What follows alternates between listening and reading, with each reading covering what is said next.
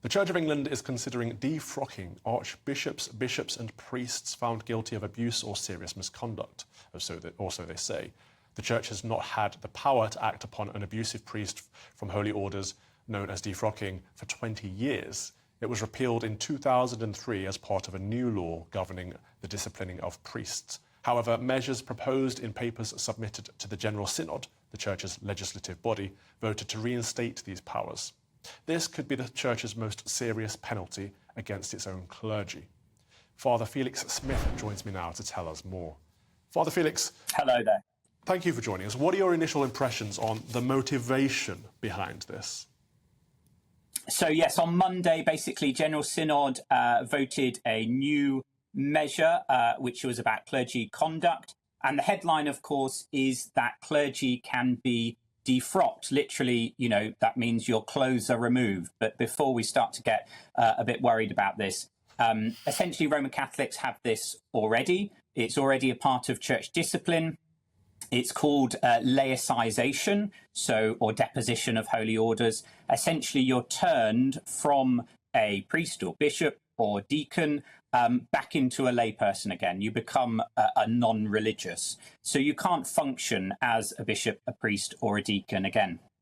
Now, of course, this happens more often in the Roman Catholic Church at actually the priest's own request. So you might fall in love with someone and you'll ask your bishop, you want to get married, and you'll ask your bishop if you could be laicized, essentially. But it's also used, of course, as a punishment. So Pope Francis has used it as part of the clergy sex abuse scandals.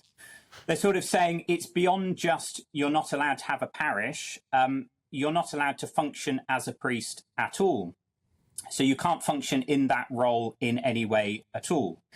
Now, I expect it's done with a letter from the bishop, I regret to inform you that, so on and so on. But actually in the medieval era, it used to have a whole service. So your hands would be scraped with a knife where you were anointed with the holy oil, and you were literally defrocked. Your vestments were removed, your head was shaved. I don't think the church will be going back to doing that again. No. But still, they will be bringing in this measure probably next year, so that for those who have been involved in serious misconduct, probably something that would involve a prison sentence as well and involve serious safeguarding issues. It's not going to be for something, upsetting the flower ladies or whatever.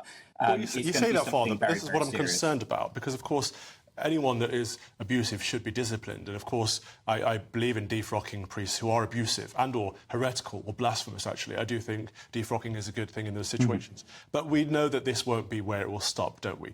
We see in the Roman Catholic Church, for example, Father Frank Pavoni, a very vocal pro-life priest, has been defrocked for being very pro-life and very vocal about it. And this is, I believe, what we'll see in the Church of England, that traditionalists that have been bullied for years through the clergy disciplinary measure will actually be defrocked, and it will be a way of ridding the church, or purging the church, essentially, of the trads and letting the woke liberals take over, will it not?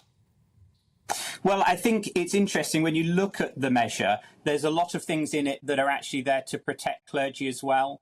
It might seem like a way of kind of bashing, already demoralised clergy.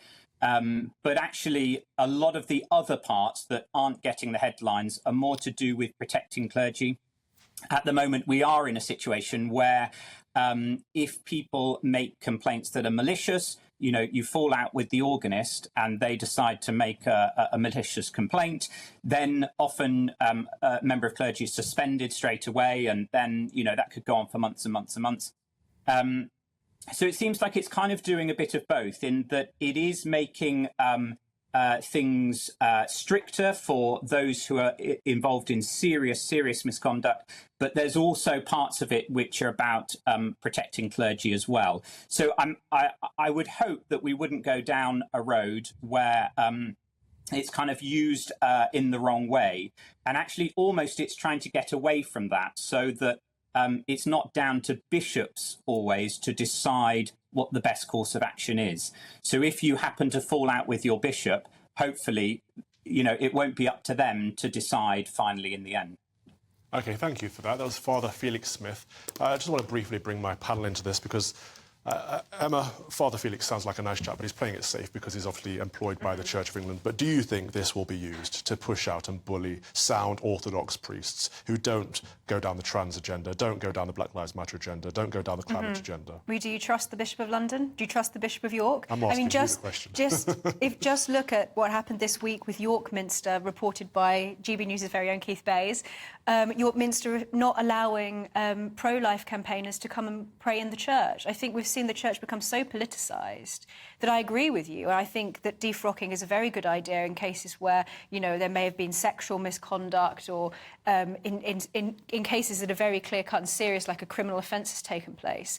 But I don't believe for a second that the Church of England, that has become so politicised, wouldn't gradually take a road towards this being abused to ensure that people such as yourself, Calvin, conservative Christians, wouldn't face some kind of penalties, as you described with that, the Catholic priest. Right. Or as we used to call them, not conservative Christians, but just Christians. Right. Are you suspicious of this at all? Do you think this could be weaponised and politicised? Every organisation needs to have a robust, transparent disciplinary system. I think what's interesting about this, with the serious, severe cases of sex abuse that have been mentioned, I think there was a reference also as part of this to the independent inquiry into child sex abuse. That inquiry, that public inquiry, looked at different domains and sectors, including Parliament. Green Party, as it happens, was hauled before that inquiry to talk about the Challoner case. So in every area, there is a great concern around people getting away with some of the most heinous crimes possible.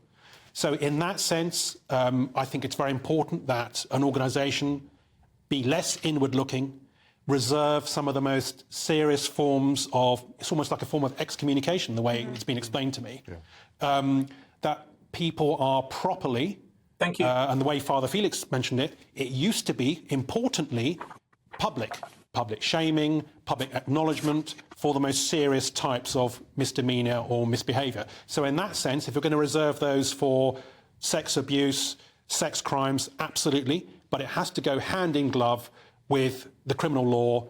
We're living in a democracy, after all, what passes for a liberal democracy.